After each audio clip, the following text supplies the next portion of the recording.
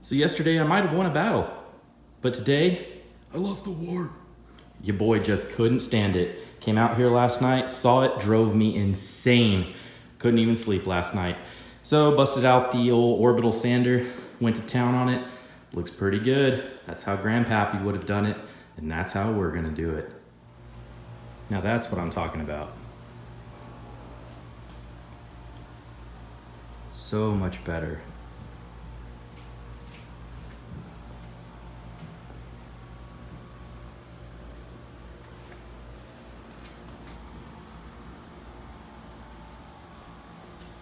So I'm gonna go ahead and let this dry for 24 hours, not mess with it at all.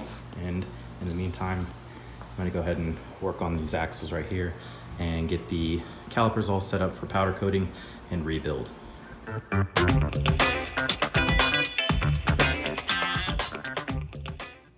Howdy, howdy. Welcome to episode 15, the dual rear caliper setup and brake video for Sweetness over there. Yeah. Anyway, I got these rear Z32 calipers from a dear friend, Ryan Gordner. He lives up the road from me.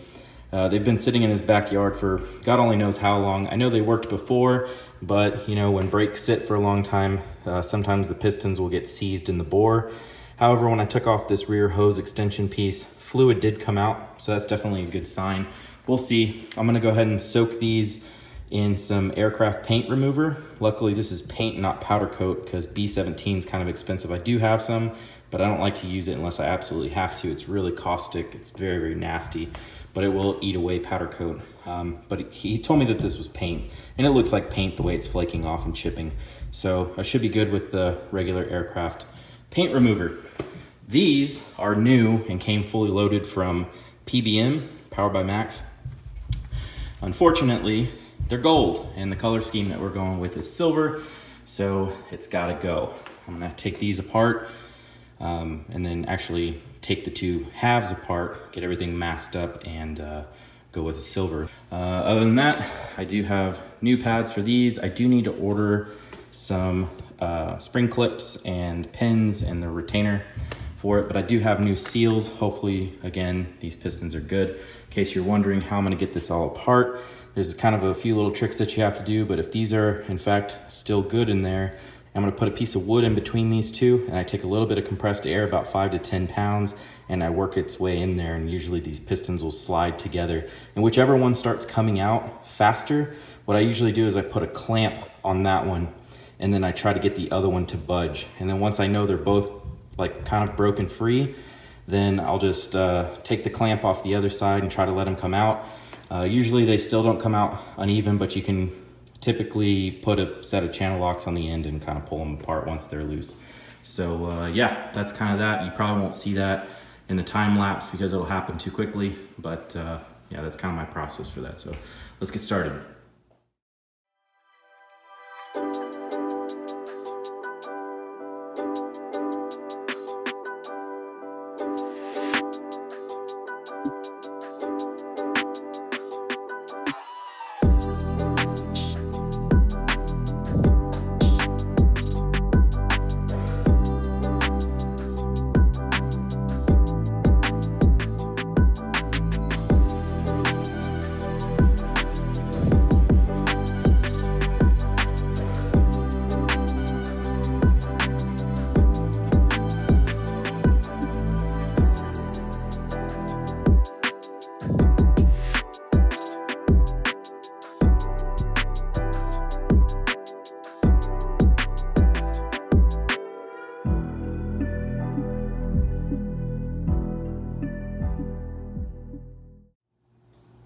All right, guys, here's the anatomy of the rear Z32 calipers and the tools that I use to get it apart. So first up, we have a large impact with a 14mm socket. Got a little sponge sanding pad to keep the two cylinders from slamming into each other when I put air. We got a boxed in 10mm. We got a C-clamp, flathead screwdriver, a little curved pick, squeezy boy, some channel locks with some improvised soft grips. It's just electrical tape, dead blow, good old-fashioned PB blaster, and we got an air nozzle that has the little soft rubber silicone tip to create a seal right here when you want to introduce some air into it. So we'll talk about these a little bit. When you pull them apart, you'll notice there's a set of seals up here. They're kind of hard to see because they blend in. So you got this one and this one. That's because this set of calipers is internally distributed. So like, let's see, first generation Cadillac CTSV Brembo 4-pots, they're externally distributed. So they have a tube that connects to the two halves. These are internal. So this is a teaching moment for you guys. If you ever see somebody try to powder coat these two together, just understand that they are putting these in the oven at over 400 degrees for a sustained period of time with those seals inside of here. That's not good. You don't want to do that. So you need to at least get them this far.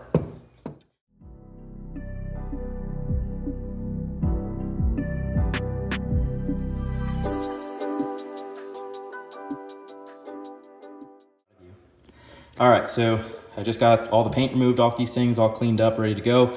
I'm gonna remove the Nissan portion off the face so I can put my logo, and guess what I get to use to do that? My brand new belt sander, son. What? I got this thing in yesterday, put it together. I'm totally stoked to use it. I kind of always wanted one of these things, so I'm gonna christen it with this Calipers. That'll work perfectly. And also, I do have another little update. I went out and I bought a Samsung Note 20 Ultra 5G. God, that's a mouthful. Yeah, I bought this thing. So this will be officially the last video shot on the iPhone X. Hopefully that thing does a better job. We will see. So anyways, I'm gonna get this done, knocked out so I can start putting stuff together. So yeah, guys, I'm the tiniest bit bummed right now. This little fella got finicky on me again. So usually I wait about 12 seconds into recording before I walk away and do anything, because it used to have this thing where it would stop recording or it would just turn off completely. But then I updated it and then it didn't do that to me again until I guess today. I was 17 seconds into stripping the PBM rear calipers and it just turned off. And then when I went to go powder coat them, it did it again. I waited 17 seconds and then I walked away. It did it at 25 seconds. So I don't have the footage from that, which kind of sucks. But luckily you guys have seen me powder coat stuff before, so I guess it's not that big of a deal. They're in the oven right now. They got about 6 more minutes left. After that, I'm gonna pull them out, let them cool down for about 25 minutes, and then I'll go ahead and assemble them. So yeah.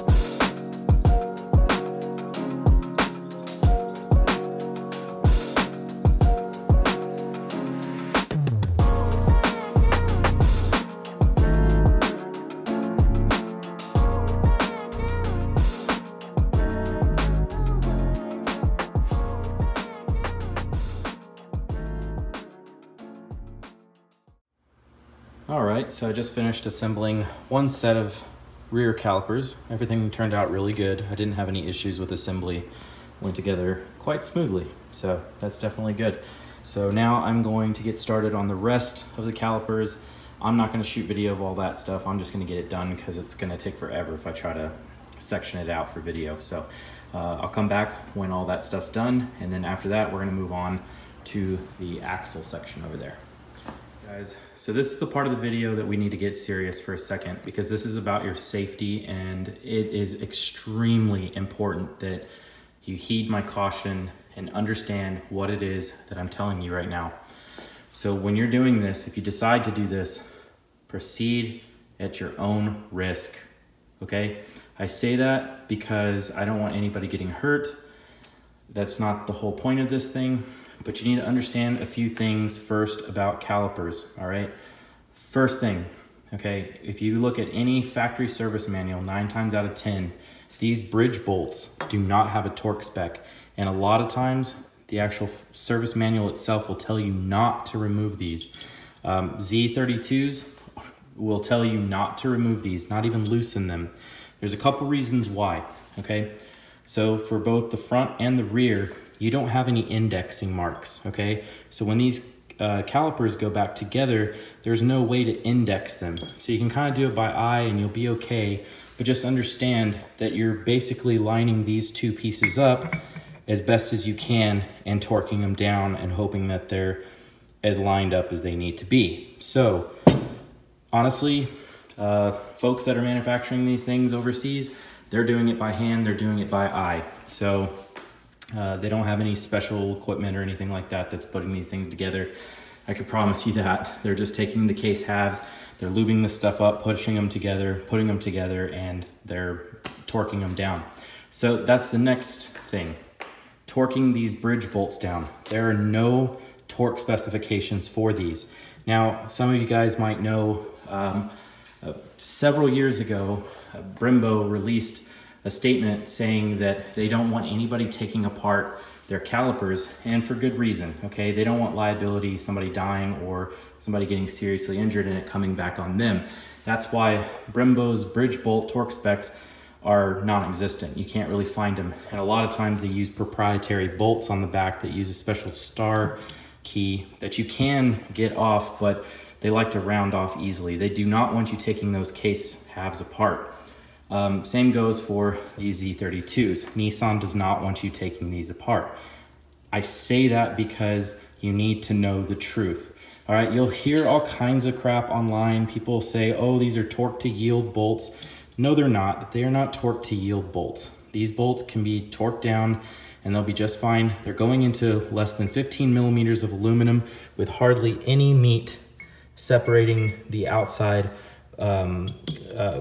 portion of the bolt hole. If this was torqued to yield, you would split this casing wide open or you would damage the threads immediately. These are not torqued to yield. That is a misnomer.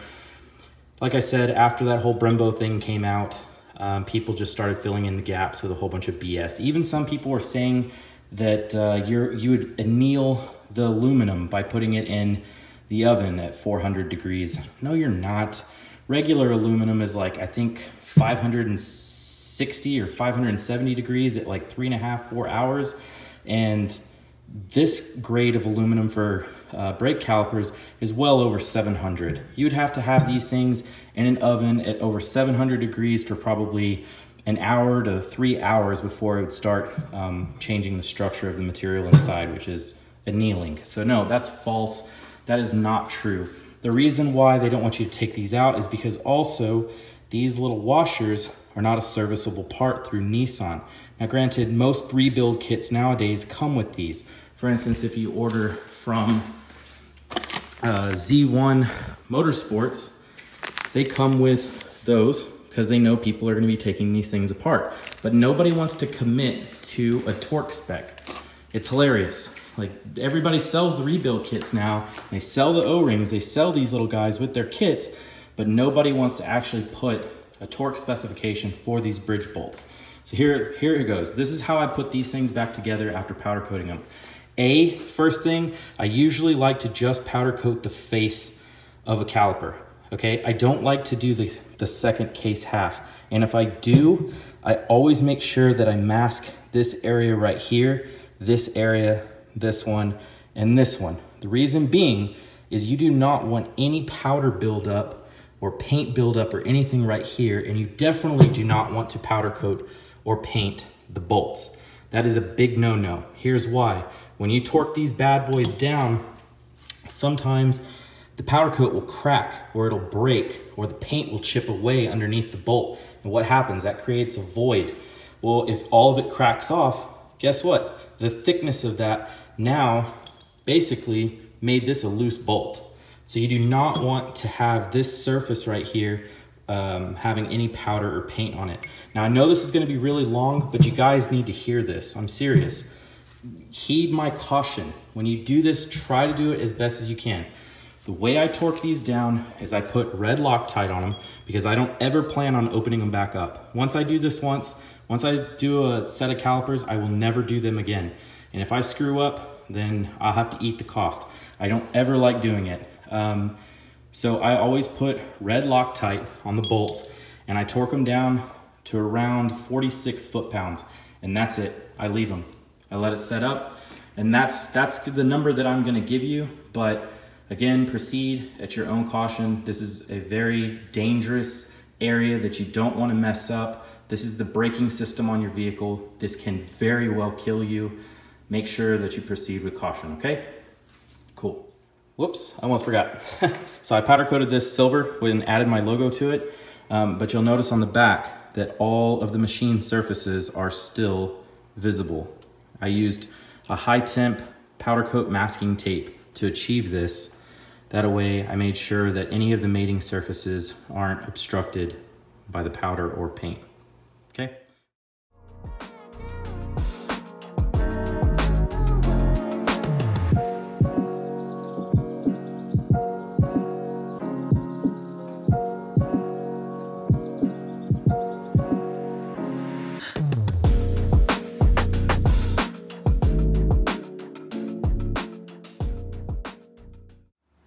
All right guys, so I pulled off those shields and all the drum brake hardware. Now is a really good time to change your wheel bearings and wheel seals if you need to. If you ever need to get those off, basically what you have to do is you'll see there's a little lock ring in here and only one of the tabs is bent into this lock collar. So you bend that down, same thing with this side, and then you take like a punch or something because chances are you're not gonna have that special tool. You take a punch and hit it backwards. It should come free fairly easy. And then once you do that, you pull that off, you pull the lock washer off. There's another washer that has a keyway in it. You pull that out. And then what you'll do is you'll have to put this thing on a press and press the axle out. So you'll have to have something that supports underneath this part right here. You press it out and then there's like a little spacer that's underneath it. You pull it all off. And then you just remove that spacer, clean everything up, and then reinstall everything, repack the new bearings, and put the new seal and all that jazz. There's actually a really good video, I'll link it in the description, that shows you how to do everything. It's actually a lot more simple than you think. So if you have a buddy that has a hydraulic press or something like that, you could easily knock this out in about an hour or so with everything. So anyway, I'm gonna get to installing this and then cleaning it all up and get going.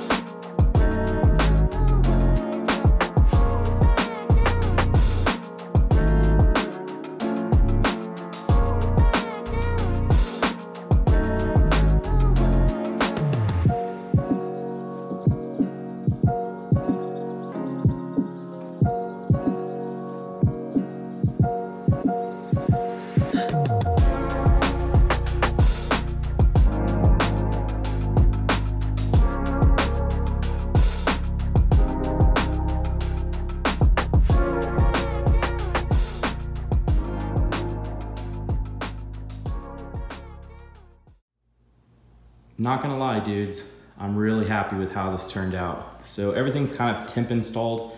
I need to kind of fine tune this bracket back here, get everything adjusted, and then I'll go ahead and torque everything down. But yeah, man, I'm super happy with how this turned out.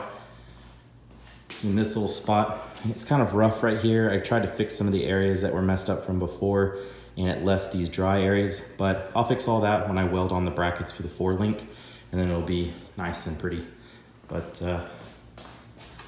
I am very much pleased with this setup. So something did come in the mail from Beebani Customs, Jason Pope. It's the upper adjustable control arms and the front coilover mounting brackets. So I was thinking about leaving this up to you guys. I don't know yet. If you guys want to see me install the front suspension first, or do you guys want to see me mount the cab onto the truck? I'm kind of wanting to mount the cab, to be honest, just so it looks like I'm further along, because I've been looking at this frame for a while now and I would just love to get the cab on it finally. It's back from paint. Surprise, it's actually not silver. I changed my mind at the last minute. So if any of you guys guess the color, whoever guesses the color first, I'm gonna send you a drift truck decal. So throw it down in the comments what you think the color is actually gonna be.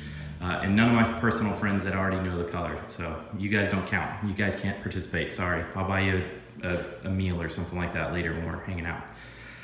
Other than that, the rear suspension hasn't showed up yet, or the pieces from Jason, so I won't be able to start that. That's also another reason why I want to kind of do the cab, because I want to do all of the suspension stuff at one time and just get it knocked out.